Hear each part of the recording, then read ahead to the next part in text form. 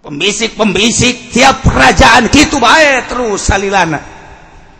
Apakah kamari Gus Dur hentaya pembisik bahwa kudu dipertahankan? Ambalaya jeung siap untuk membela Gus Dur, tapi Gus Dur mah henteu kos kitu.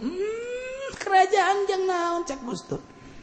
Aing mah jadi raja sotenek mencoba dakwah melalui kerajaan cek Gus Dur. Ya pecat ganti supaya sejalan untuk menegakkan demokrasi. Di atas demokrasi aing dek dakwah ketika geus kanyahoan ku Amerika bahwa ieu teh jelema ngabahayakeun, dibuatlah seperti kamari ieu, terjadilah penurunan. Lamun dipertahankan apakah teu bisa pembisik Gus Dur luar biasa loba jasa, tetapi cek Gus Dur enggeus ieu mah lain kudu dakwah di dieu horenganan lain tempat teh moal kuat kajen ku kumaha ge geus. Ieu mah ulah eleh sumpah bae engke dihareupeun Gusti Allah bahwa aing teh lamun ditanya apa pekerjaanmu Gus, saya juru dakwah. Sampai di mana kamu dakwah? Saya sampai jadi presiden. Bagaimana dakwah kamu? Gusti Maha tahu. Saya pulang pakai kolor.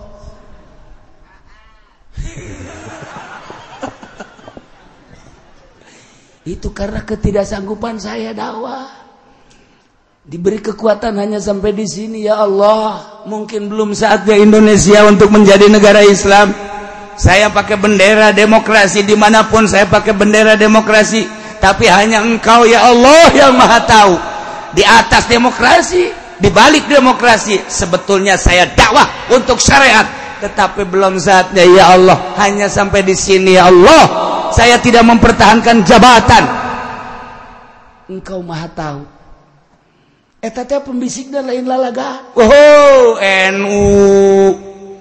Kemudian atuh kitu partai. Kekuatan, emang kekuatan militer teu ngadukung ka Gus Dur? Ngadukung. Dipersentasekeun gedean nu ngadukung ka Gus Dur dibandingkeun nu teu. Tapi kumaha? Henteu cek Gus Dur. Cukup sampai di sini. Ketikanya Nadi Imah ditanya, "Kenapa Gus?" "Takut saya mati jadi presiden." Saya jadi presiden terus mati celaka. Tah eta kos kitu kapan? Nuluykeun lalakon tentang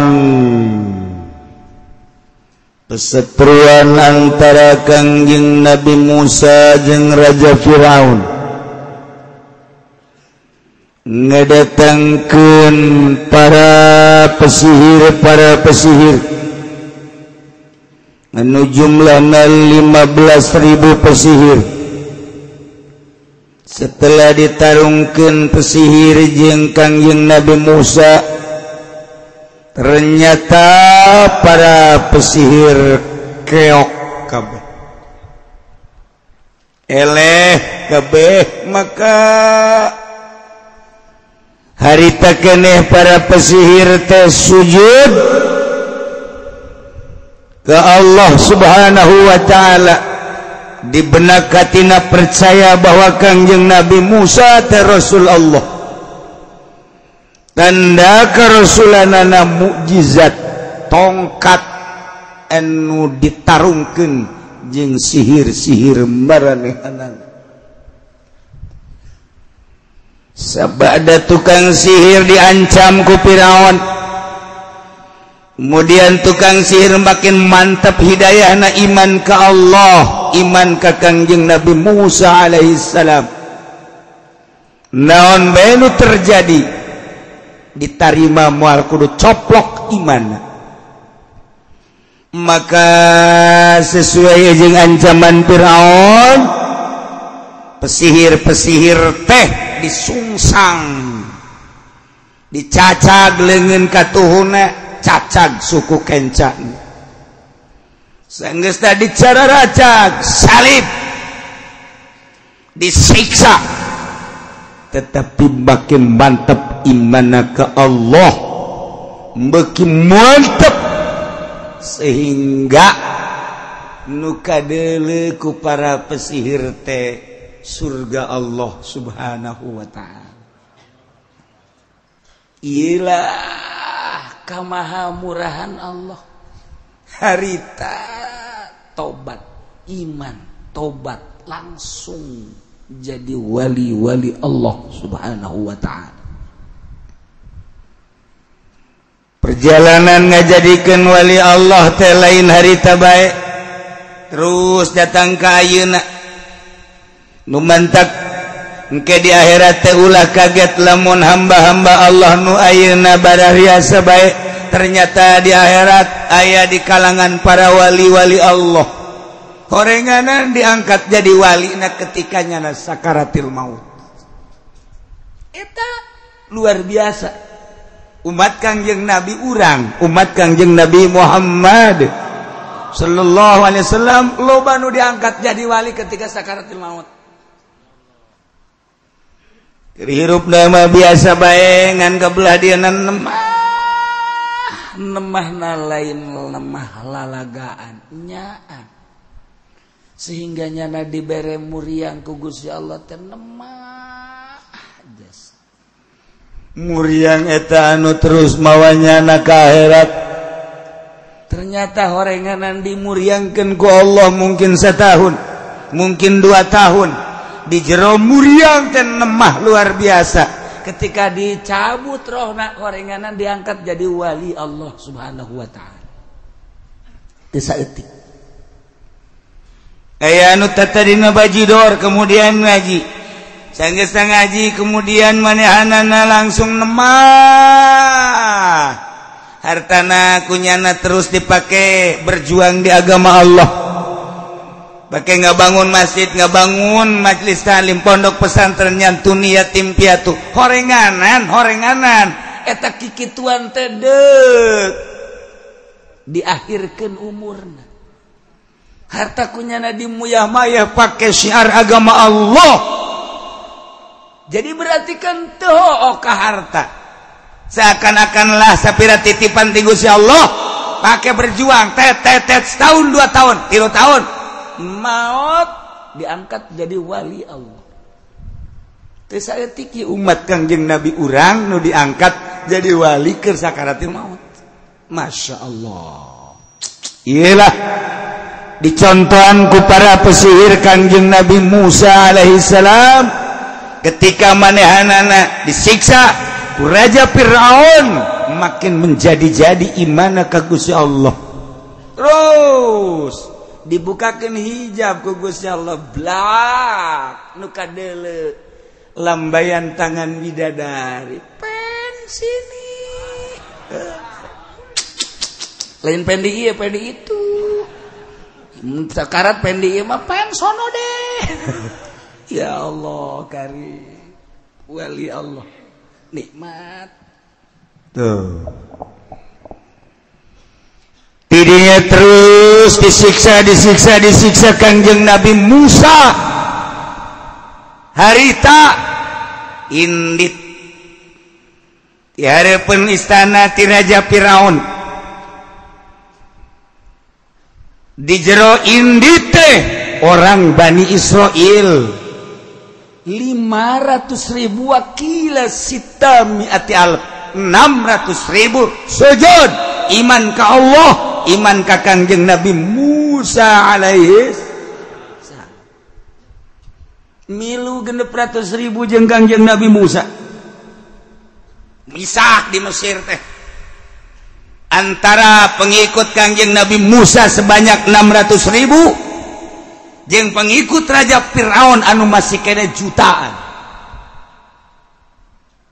600.000 milu ka Kangjeng Nabi Musa alaihissalam. Ya Allah ya Rabbi, betapa dahsyatna meureun harita di Mesir teh. Kangjeng Nabi Musa tetap di Mesir.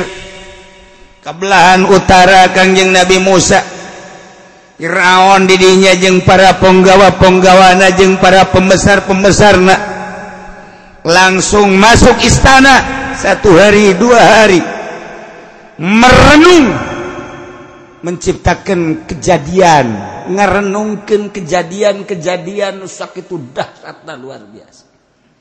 Ternyata horenganan Raja Firaun teh ginggiapeun. Wah, cek budak wari ginggiapeun naon nya?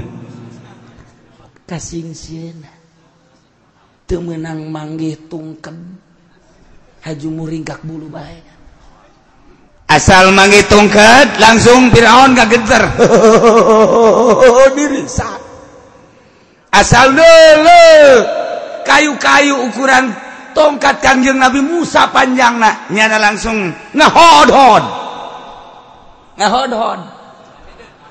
budak kuat teh nyahoeun ngahodhod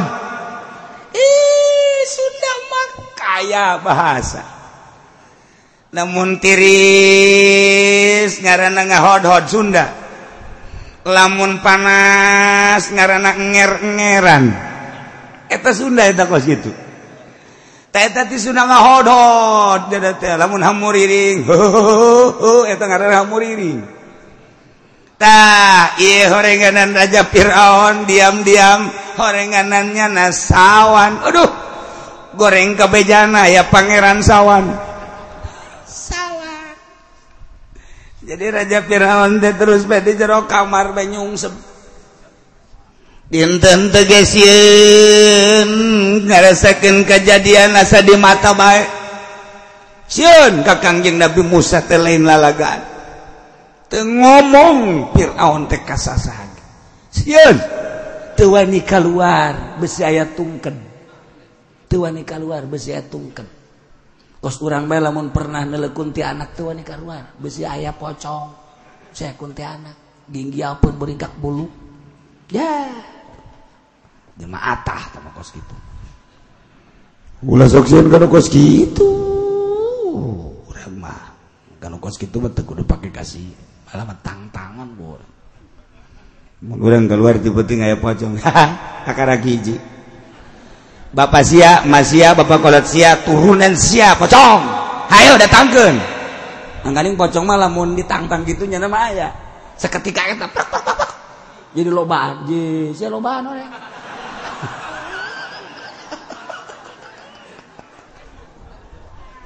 Masya Allah dasar borangan-borangan baik Nailah para pesir teh endan ngadu ka Gusti Allah Rabbana afril alaina sabra wa tawaffana muslimin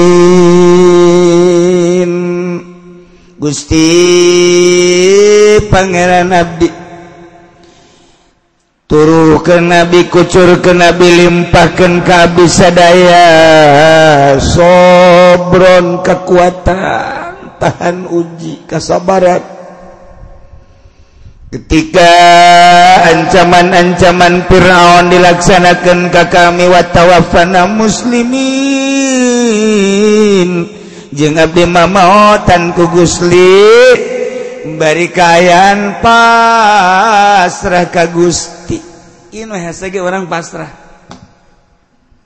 nu mantek jelema diangkat jadi wali pasrah ka Allah na 100% satungtung can pasrah ka Allah kajenting zikir bae maca sholawat bae naon bae ibadat tahajud datang ka bariru barideung tarang encan pasrah ka Allah moal diangkat jadi wali pasrah 100% ka Allah pasrah eta diangkat jadi wali dibere urang sehat pasrah ja sehat teh nu Gusti nyangakeun sadaya-daya abdi mah teu ngaku sehat teh nu Gusti ku abdi bade disyukuri sehat teh bade digunakeun sakumaha parentah Gusti pasrah ka Gusti ketika Gusti mere muriang atuh Gusti jah muriang ge ti Gusti eueuh hiji panyakit lamun lain ti Gusti adapun jelema mangan saukur sebab-sabab kadaharan sebab-sabab cuaca dengan sakadar sebab-sabab jakadaran nu Gusti inuman anu Gusti cuaca teh nu Gusti maka tu abdi ku ari dibere muriang abdi nu Gusti panyakit nu Gusti dientepkeun ka abdi anu Gusti nyangakeun sadaya-daya mangga ieu gering teh ku abdi dipasrahkeun ka Gusti keur ngaji mah bener. Kakarak dibere sales bae. Aduh, kudu takut teteh. Urang usaha kuari dibere maju nyangakeun sadaya-daya Gusti. Ieu harta janu Gusti abdi teh nu Gusti dilindeukeun harta ku Gusti ka abdi. Abdi teh kuari keur aya dina nikmat harta mangga ku abdi. Maka ku abdi rek disangakeun ka Gusti sesuai jeung parentah Gusti. Moal ku abdi dipake maksiat. Ngenang 2 bulan kemudian bangkrut usahana.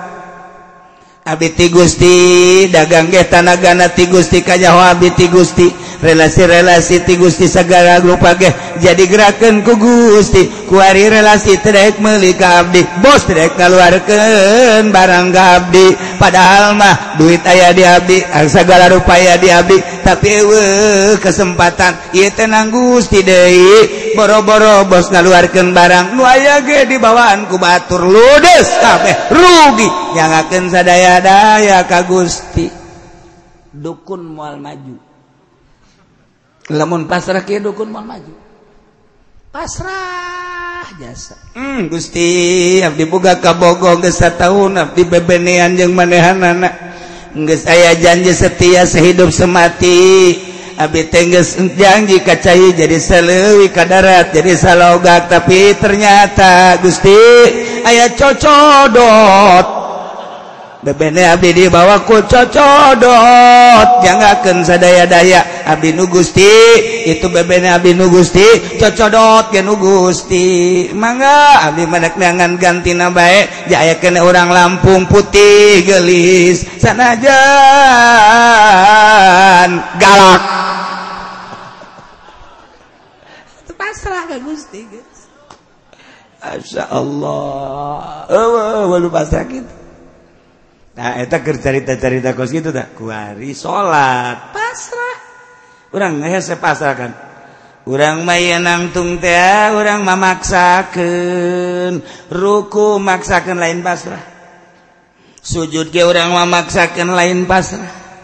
Babacaan ge urang mah maksakeun lain pasrah. Oh, mau boga janji mah.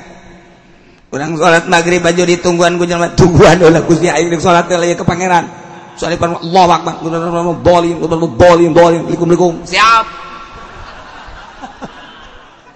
Kita sholat kos gitu jasa. Enggak sholat, gas. Cepat amat jumping kan. Eta lain pasrah.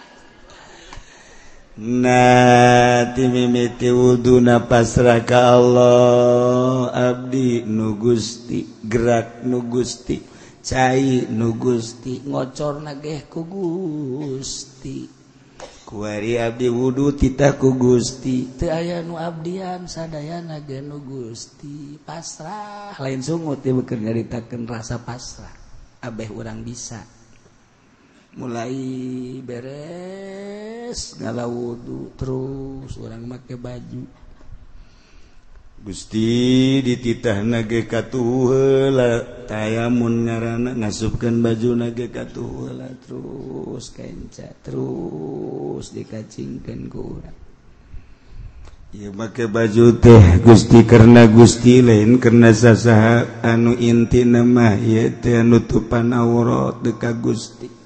Adapun urusan aurat nama sakadar baina surah wa rukbah tapi kadieu nama tambahan ku adab abdi teh jore jaaya baju teh lamun sakadar baju nu biasa bae mah ieu baju ti Gusti deuk ka Gusti keun teu hayang kadeuleuh ku sasangan ku Gusti beja pamere Gusti masyaallah ake samping gitu keneh berangkat orang abdi dek menuju masjid padahal mah ibadah ka Gusti mah teu kudu di masjid ja Gusti mah di mamana ge aya tapi pan aya parentah Gusti di masjid mah bisa berjamaah maka abdi teh ieu lempang teh di jero parentah Gusti lantaran dek ngaharep ka Gusti melalui berjamaah geus di jalan aja tungku di imah deka masjid teh sangkilang aya zimba ge teu kadeuleug urang kecuali susuna gede. Siapa kitu bae sih pasrahna setengah-setengah. Untuk ngamande ka masjid nala susu ngejebleh atuh tahiyatna ge lain asyhadu alla ilaha illallah nunjuk ka Allah orangan inget ka susu gejebleh teu beres ulah lu baleul lu akliek Allah pereng datang ke masjid pasrah urang belajar pasrah teh hese belajar pasrah hese. Lamun urang geus bisa belajar pasrah leuleus awakna. Awakna leuleus, pasrah teh leuleus. Coba nu pasrah mah kan leuleus. Nu pasrah mah leuleus.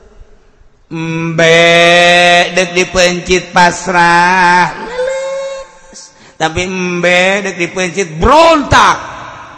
Dicekelan kuduan ku tiluan kopatan ge wese. Eta berontak ngaran. Tapi lamun pasrah leuleus. Urang mah contoh urang lamun pasrah leuleus ka Allah leuleus geus atuh urang ku ari manangtung Gusti masjid nu Gusti nangtungna ge teh ti Gusti Gusti mah maha uning ngajab di teh ciptaan Gusti dilempangkeun ge ku Gusti ditangtungkeun teh ku ari di dieu ku Gusti teh kudu bebeja sebenarna mah ka Gusti mah maha uning nu mantak Muhammadiyah mah langsung Allahu Akbar, Wahabi mah langsung Allahu Akbar. Salah. Teu salah Muhammadiyah teu make usuli teu salah. Langsung aja Allah mah nyahueun dia Allahu Akbar. Mantep Muhammadiyah hebat itu. Asana sia jadi Muhammadiyah kabeh. Wahabi ge Allahu Akbar. Kok urang mah make usuli tamrina ieu teh ngalempengkeun hate aing geus lempeng mah ka hate ulah usoli dilempengkeun hate teh teh menghadap ka Gusti Allah besi ngolembar diusolikeun sholli fardhul maghribi salasa rakaat usah kitu usoli geus kan salah pugu maghrib usoli fardhu subhi aduh tinggal anak nanut ngamakmumpan subuh sih asana kunut enggak ya kan ini maghrib toel mun anak bah salah lain subuh maghrib bah abah ya keur puyeng emang kunaon bah utang bawa ke sholat tuh sholli fardhul maghribi salasa mustaqim. Padahal teh kudu dibejaan atuh Gusti. Urang di dinya genan Allah, leumpang nang Allah, nangtung nang Allah. Ngan urang. Nah, Allah maneulekeun urang teh asa dideulekeun. Allah manyawan urang teh asa dikajahokeun. Allah mangadenge urang teh asa didengekeun supaya boga asa, rasa. Mantep kan? Allahu Akbar. Nemah biasa. Bakal kebal salat ge. Ku nemah mah. Sebab Allah na aya keur ngagerakeun urang, keur neulekeun urang. Atuh urang nikmat jeung pangeran. Mulai cara tadi salat, tungguan. Sholli Allahu Akbar. Geri magun dolin, loh. Dolin, loh. Dolin, loh. Baik, dolin. Beres. Teu asa jeung Allah teh salat kos kitu. Do ieu rasa. Da ieu ge mantap. Wa tawaffana muslimin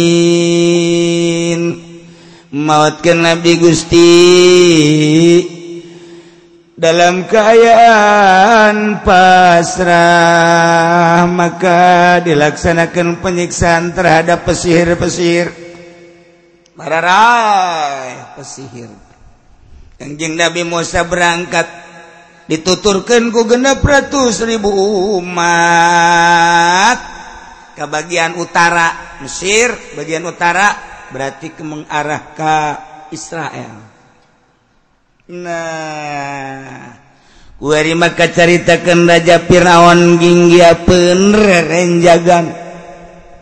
Aya ge rerenjagan mah bos di mana-mana endek di sidang rerenjagan. Pejabat di mana-mana di sidang rerenjagan supir nagehnya ngomong lo nyupirin yang bener lo ngeremnya jangan sampai gua ngerenjag. Sial ta bos ngomong ngerenjag. Cek supir emang kenapa bos? Udah jangan banyak tanya, gue lagi ngerenjag nih, lu cari bos lagi lah sono, gue pecat lu. Jangan begitu bos, tapi gue renjagan, lu ngeremnya nggak bagus bos. Gak biasa-biasanya kok begini bos renjagan. Jangan banyak ngomong. Seminggu lagi lu lihat di TV dah ada. Kenapa bos ada di TV? Iya. Kenapa? Gue di sidang, mau di penjara gue. Makanya gue ada renjagan. Emang bos orang mana sih aslinya? Kedaung gue.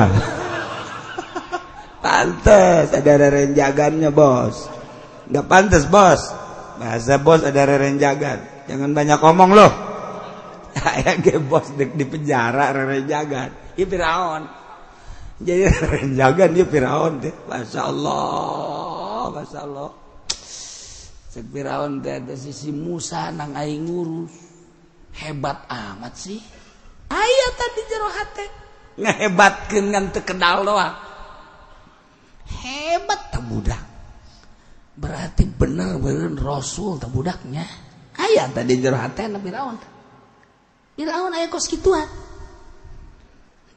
Tapi aing gengsi kudu iman kanyana. Pan aing pangeran. Keheula sanajan bener keheula. Keluar ke jero, keluar ke jero, keluar ke jero. Ternyata disatukangan Raja Firaun, para penggawa, para pembesar teges ngajakeun musyawarah. Hasil musyawarah nanyana untuk menemui Raja Firaun. Ternyata para pembesar teh nyarita di harapan Firaun. Wa qala al-mala'u min qaumi Firaun. Cek para pembesar-pembesar di kerajaan Firaun teh nyari talahu ke Raja Firaun, Maharaja tazaru Musa wa qaumahu liyufsidu fil ardi wa yazaraka wa alihatak. Kami para pembesar geus kayakeun musyawarah dek nanya bae ka tuan raja selama ieu tuan raja teh teu kaluar-luar. Kami nyaho aya kabingung di hati tuan raja, bahkan kami ningali renjagan. Kalau ngomong sia udah dibejakeun ke masyarakat aing renjagan. Gengsi aing. Sia bae nu nyaho aing renjagan. Ieu mah lain kitu Raja Firaun eta Musa nu aya di negeri Mesir ye. Beki lila, beki loba pengikutna. Anu harita bae kajahoan ku urang dihitung teh 500 bahkan 600.000 manusia. Dengan keistimewaan Musa, boro-boro masyarakat biasa pesihir ge iman. Lamun diantepkeun ieu Musa di negeri urang, ieu teh bakalna beak masyarakat iman ka Musa. Bahkan ampura meureun tuan raja ge tuan raja bakal dikumahakeun. Atazarum Musa wa qaumah. Apakah tuan raja ninggalkeun ngantep membiarkan Musa wa qaumahu jeung kaum-kaumna di negeri Mesir ieu yufsidu fil ardi, anu ujung-ujungna manehana ngarusak di tanah Mesir ieu biduai ila mukhalafatik, dengan acakan-acakan untuk yulayaan ka tuan raja, nentang ka tuan raja. Sedangkan Musa lain jelema biasa.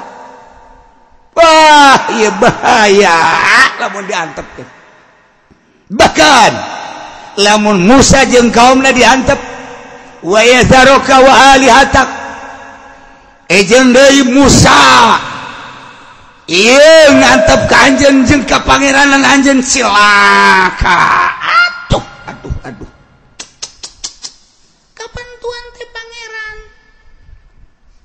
ieu ke ka pangeranan tuan lenyap bakalna ku Musa kumaha atawa cek sakaum mabasalah alihatak teh Raja Firaun teh wa kana sonalahum astaman sugoron. Kangjeng Nabi Musa Raja Firaun teh nyeunan patung-patung laletik sebagai perwakilan Firaun. Dijieunkeun patung-patung laletik kita disembah ku manehanana. Barinyana ngomongna ana rabbukum wa rabbuha. Kaulah teh pangeran maraneh jeung pangeran nu disembah ku maneh. Oplo tah Firaun. Dipangieunkeun ku nyana patung-patung laletik. Anu patung tersebut teh disarupakeun kana bintang-bintang sebab masyarakat harita teh aya anu nyembang ka bintang Taurus, aya nu bintangna Libra, aya nu bintangna Scorpion, aya nu bintangna bintang macam-macam bintang kunyana disararembah. Nah, ku Raja Firaun dijieunkeun pangeran dibentukeun bintang-bintang nu kumaranehna disembah. Tapi ingat cek Raja Firaun kula pangeranna jeung pangeran maneh. Maneh nyembah kadinya aing pangeranna. Dijadieun ke tah nu mantak wa yazaraka wa alihatak. Cilaka Musa lamun diantep. Bisa bahaya ieu.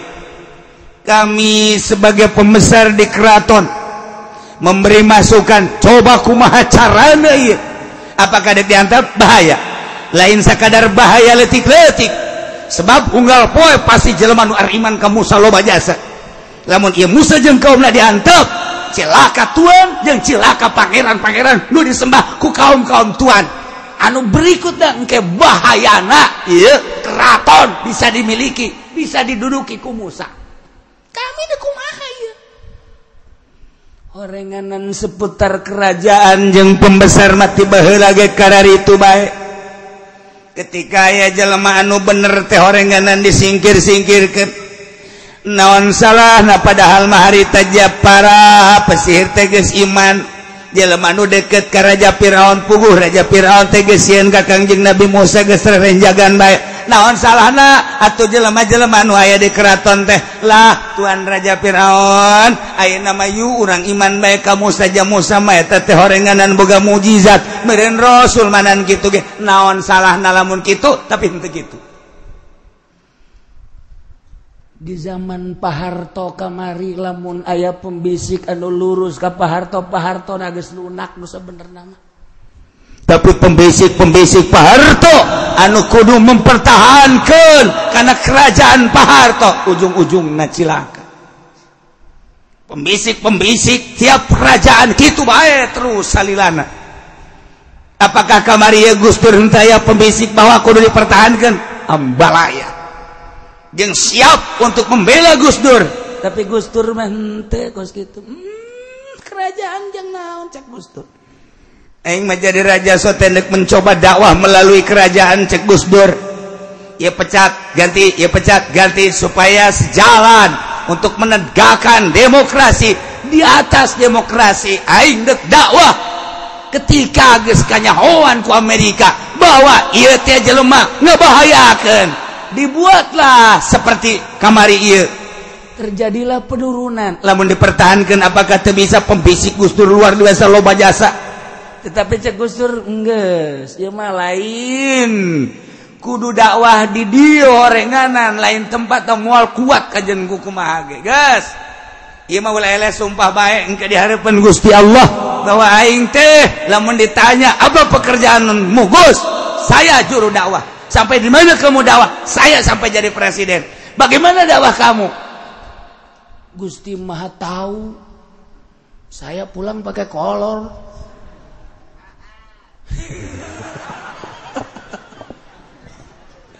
Itu karena ketidaksanggupan saya dakwah. Diberi kekuatan hanya sampai di sini ya Allah. Mungkin belum saatnya Indonesia untuk menjadi negara Islam. saya pakai bendera demokrasi, dimanapun saya pakai bendera demokrasi, tapi hanya Engkau ya Allah yang maha tahu. Di atas demokrasi, di balik demokrasi, sebetulnya saya dakwah untuk syariat, tetapi belum saatnya ya Allah. Hanya sampai di sini ya Allah. Saya tidak mempertahankan jabatan. Engkau maha tahu. Eta teh pembisikna lain lalaga. Oh, NU. Kemudian atuh kitu partai. Kekuatan, emang kekuatan militer teu ngadukung ka Gus Dur? Ngadukung. Dipersentasekeun gedean nu ngadukung ka Gus Dur dibandingkeun nu teu. Tapi kumaha? Henteu cek Gus Dur. Cukup sampai di sini. Ketikanya Nadi Imah ditanya, "Kenapa Gus?" "Takut saya mati jadi presiden. Saya jadi presiden terus mati celaka." Tah eta kos kitu kapan? Urang mah kuari yang terus bae teu boga pikiran dakwah. Dia teh Gus Dur teh lain lalagan. Nah ieu mah keur carita Raja Firaun. Kunaon eta malak-malak. Orang-orang dekat pembesar-pembesar teh henteu ngabisiki iman bayu ka Musa. Jadi jelas Musa teh Rasul Allah, boga mujizat teh kitu. Pertahankeun wahai Firaun. Engkau sebagai raja sekaligus sebagai Tuhan, kami akan melindungimu. Dan kami bertanya, akan dibiarkankah Musa, akan dibiarkankah Musa dan kaumnya yang akan merusak di negeri Mesir ini? Bukan saja merusak agama, tetapi merusak kekeratonan kerajaan. Bisa-bisa ini kerajaan akan diambil alih oleh Musa. Endahan kos gitu kapan? Raja Firaun kudu kumaha tuh, ayo coba urang musyawarah. Ya. Kami aya ngadenge coba tindakan ti seorang raja anu sekaligus jadi pangeran. Da kumaha coba ayo. Kami siap untuk membantu. Cek raja qala sanuqatilu abnahum wa nastahi nisahum.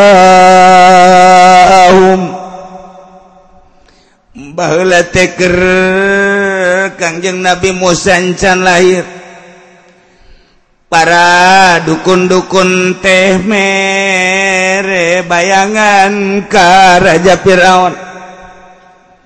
Nurutkeun cek hitung-hitungan bakal aya hiji manusia lalaki anu bakal ngelehkeun kana kerajaan Raja Firaun.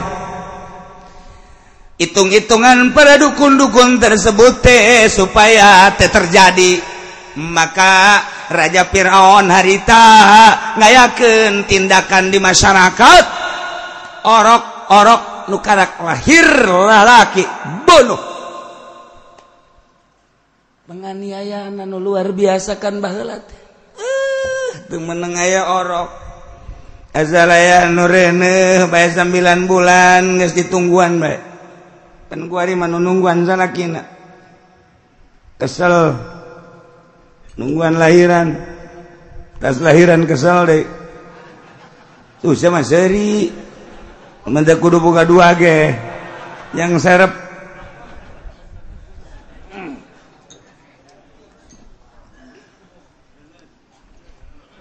Nah iya baheula teh dibunuhan ribuan orok. Lahir orok lalaki bunuh, lahir orok lalaki bunuh, lahir orok cewek biarkan.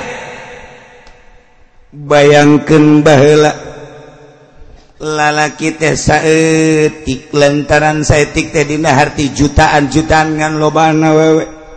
Sebab dibunuhan orok-orok tersebut. Nu aya teh awewe kulantaran loba diperdayakeun awewe teh di istana. Kitita jadi selir. Oh, awewe teh ambalayah baheula di Mesir. Urang lamun nyokotan awewe harita loba. Garelis deui.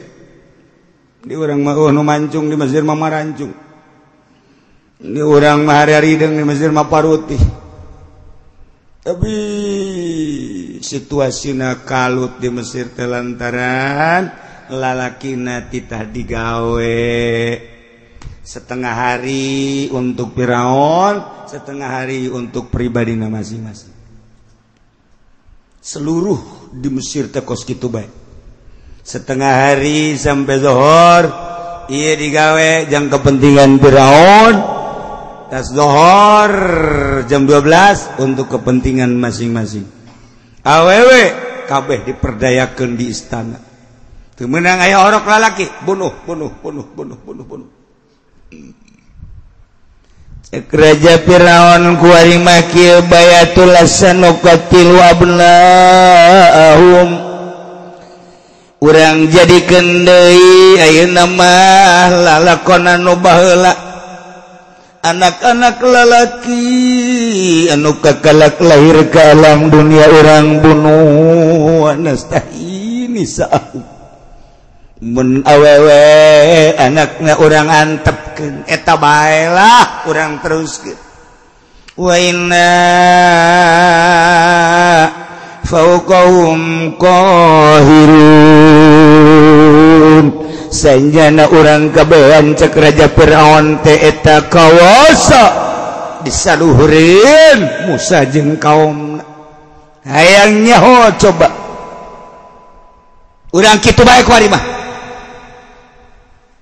Keputusan Raja Firaun seperti eta teh disetujui ku para pembesar nu aya di istana. Hehe, Raja Firaun teh horeganan masih kena boga wawanen.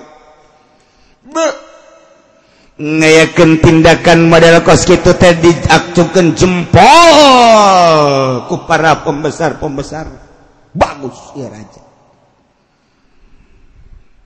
Tidinya nek dipersiapkeun ka masyarakat pelaksanaan seperti eta asup Raja Firaun ka kamar ngarenjak deui cek Raja Firaun aing sieun saberapa ka Musa kumaha ke kaharepna henteu ge aing teh sieun ieu teh sieun hese ieu teh sieun teu meunang manggih tungked teu meunang manggih halu teu meunang manggih bangsa kalakai-kalakai asana teh asa Musa bae rarasaan teh asa tongkat Kangjeng Nabi Musa bae aing teu bisa dibohongan cek Raja Firaun di jero kamar we nya ngomong sorangan hadena nu ngarekam aing sieun sebenarnya mah ngarenjang lain jelema biasa ta Musa teh.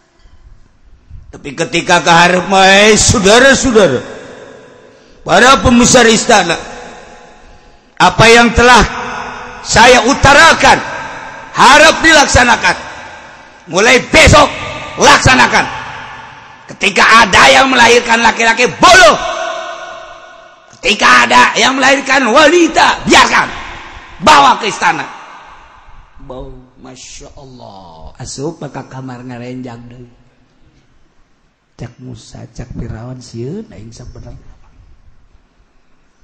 maka aturan Raja Firaun seperti eta teh dijieun undang-undang di kerajaan sehingga terketahui ku masyarakat bakal aya terjadi ulangan sakumaha baheula memeh Kangjeng Nabi Musa lahir.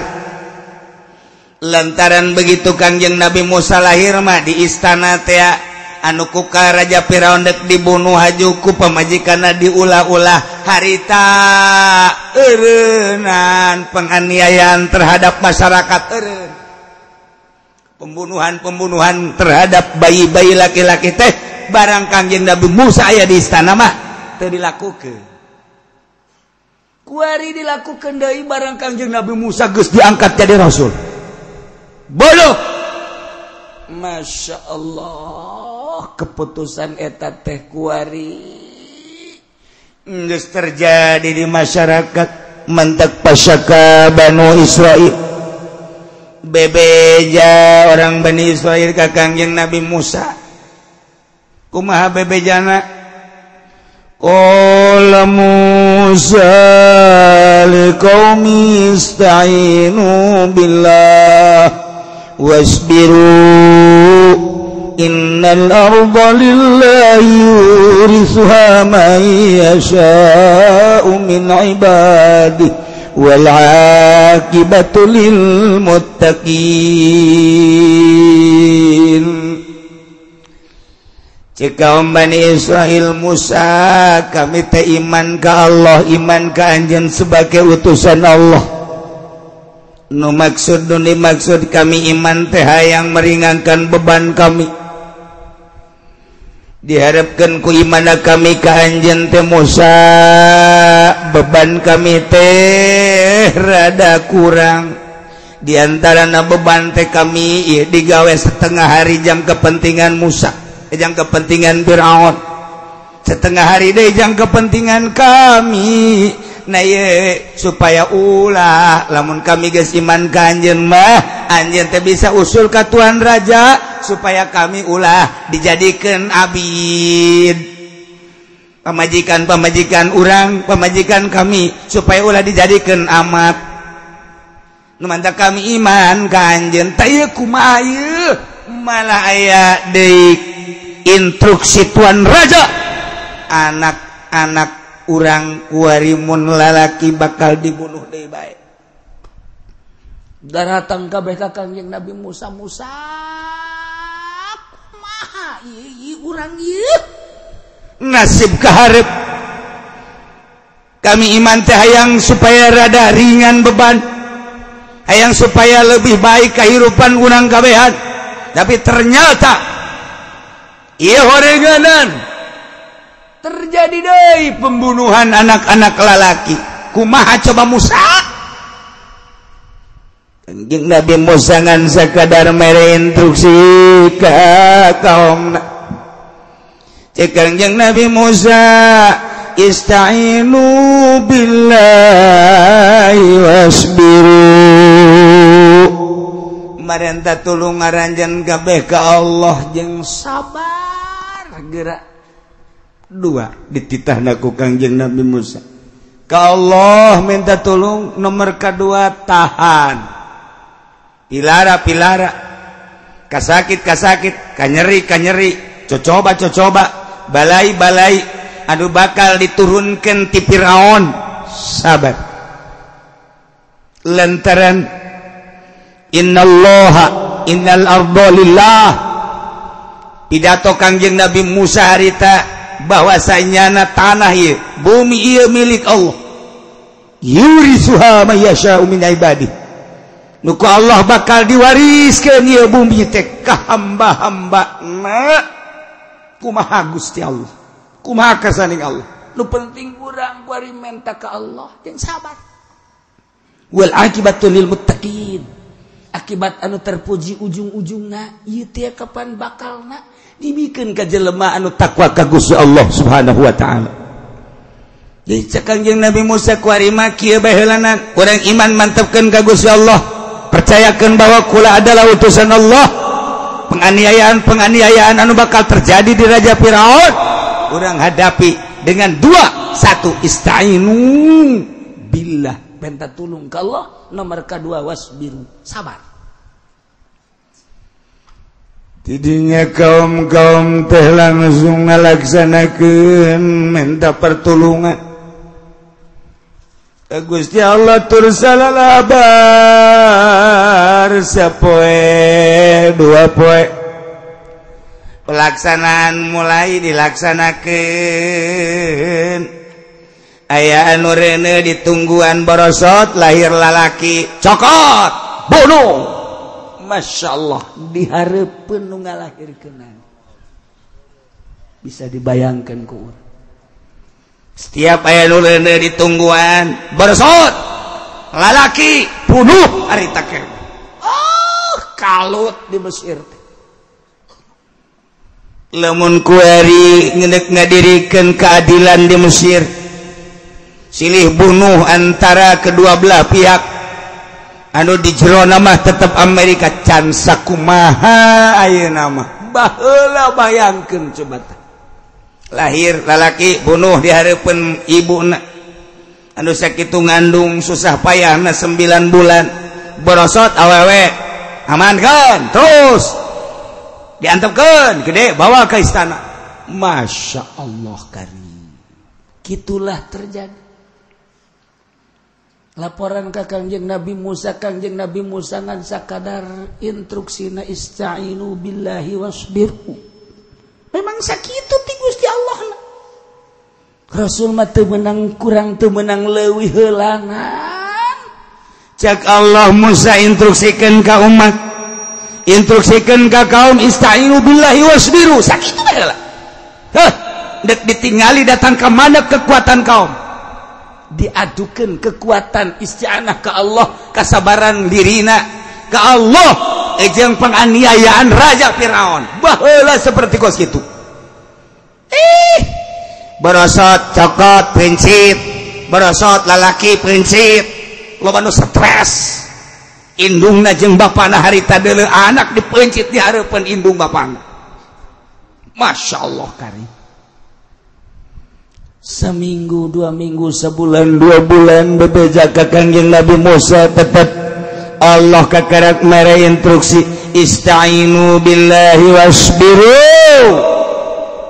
Tekuat kaum. Ketika geus sababaraha bulan dirasakeunana makin parah. Kaparahanana lantaran kuari mah diperdayakeun teh lalaki nu kamari mah keur memeh Kangjeng Nabi Musa mah da diperdayakeun teh digawekeun teh setengah hari kuari mah full sapoe. Cek Raja Firaun lalaki-lalaki kuari kumaha digawe full sapoe.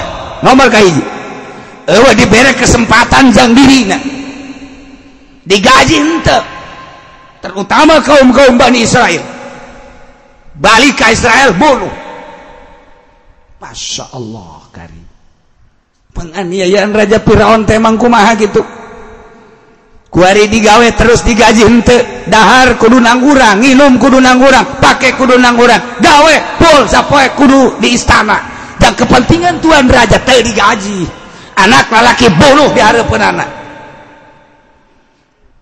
Cek kaum Kangjeng Nabi Musa, kok kuari leuwih parah penganiayaan Raja Firaun teh dibandingkeun jeung memeh datang anjeun Musa.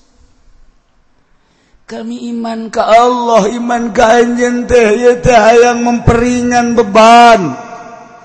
Hayang aya dina kanikmatan ibadah. Tapi ternyata orang dirasakeun ku kami kos kieu. Kumaha ieu Musa, kumaha ieu kami kumaha? Unjukan kaum Kangjeng Nabi Musa ka Kangjeng Nabi Musa diabadikeun dina Al-Qur'an ieu. Qalu zina min qabli an ta'tiyana wa min ba'di ma jitana. Kaum-kaum Kangjeng Nabi Musa nyararita ka Kangjeng Nabi Musa uzina, deuh kami teh dinyenyeri dianiaya ku Raja Firaun teh pohara ditingkatkan 2 kali lipat dibandingkan min qabli an ta'tiyana meh anjeun datang ka kami wa min ba'di ma jitana jeung sabada anjeun datang ka kami. Kumaha ieu Musa, kumaha ieu, kumaha penganiayaan makin menjadi-jadi.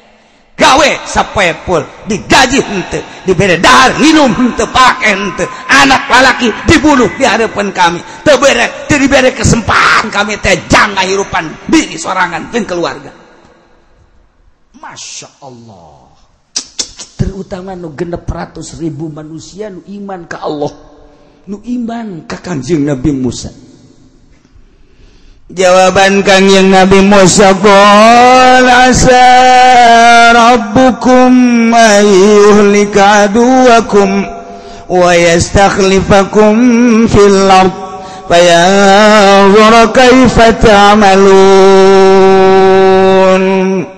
Cek Kangjeng Nabi Musa, asa rabbukum, mudah-mudahan pangeran anjeun ayyuhlika aduwakum ngarusak ka musuh anjeun yane Firaun jeung para penggawana. Firaun jeung para pembesar wa yastakhlifakum jeung mudah-mudahan Allah ngajadikeun khalifah ka anjeun di muka bumi. Pergantian engke Firaun rusak ku Gusti Allah, urang dijadikan khalifah ku Gusti Allah. Cuman cek Kangjeng Nabi Musa payanzura kaifa ta'malun, Allah bakal nempokeun kumaha pagawean urang heula. Bakal ieu teh bakal cek Kangjeng Nabi Musa Firaun bakal sirna. Khalifah bakal dicekel ku urang, pengurusan negara bakal dicekel ku urang. Bakal. Cuman Allah yang neuleula kekuatan urang. Payanzuru kaifa ta'malun, kumaha pagawean urang ieu. Nu tadi di kita ista'inu billahi wasbiru. Dek datang ka mana eta heula buktikeun. Kuari urang di Indonesia teh hayang rapih. Hayang adil. Ieu teh teu mudah. Payanzuru kaifa ta'malun. Allah bakal nempokeun heula kumaha pagawean urang. Rakyat didelekeun ku Gusti Allah. Sebagian pemerintah ke didelekeun ku Gusti Allah. Lamun rakyat takut jeung pemerintah atuh kieu bae. Tapi lamun urang kuari meniti menata kahirupan urang, geus kajen pemerintah tukang maraling, geus kajen pemerintah tukang maksiat, geus kajen pemerintah tukang teu bener, nu teu bener. Urang coba urang mulayan kuari. Ieu urang mantepkeun ibadah ka Gusti Allah. Ista'inu billah wasbiru. Adapun nanaon-nanaon nu teu pemerintah urang sabaran. Engke ge bakal ditingali urang ku Gusti Allah kekuatan urang sebagai rakyat. Bahwa urang teh ka Allah.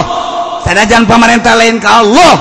Engke kakarek dipunculkeun ku Gusti Allah seorang pejuang Arjuna.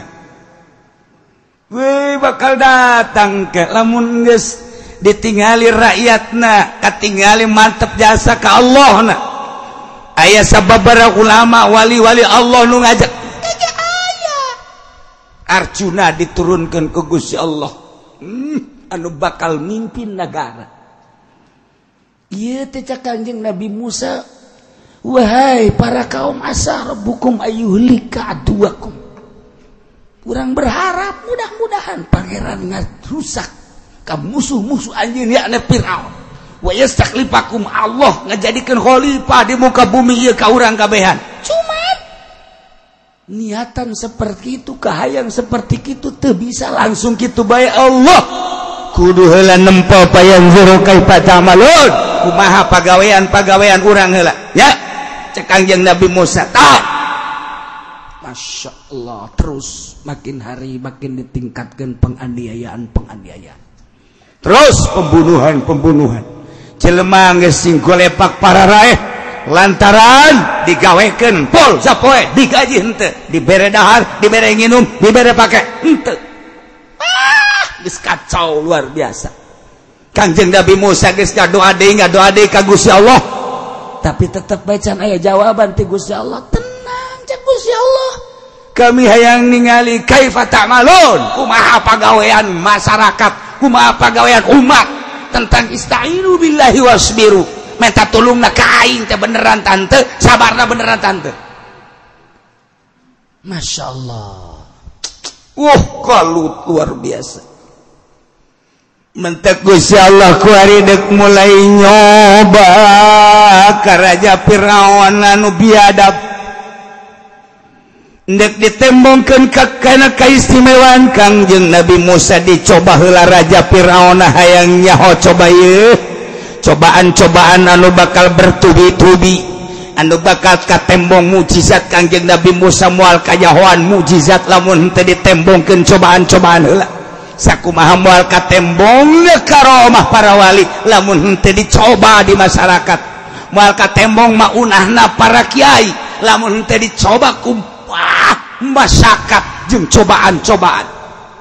Katembongna karomah para wali ketika darurat, katembongna maunah para kiai ketika darurat, leuwih-leuwih para rasul katembongna mujizat ketika keur sangat urgen, sangat masyarakat jeung darurat. Maka Allah dek nembongkeun mujizat Kanjeng Nabi Musa anu bakal sababaraha macam mujizat lah tentuna ditembongkeun engke ka Firaun jeung kaum-kaumna kumaha coba bakal kajadianana walaqad akhadna ala fir'auna wallahu a'lam bissawab.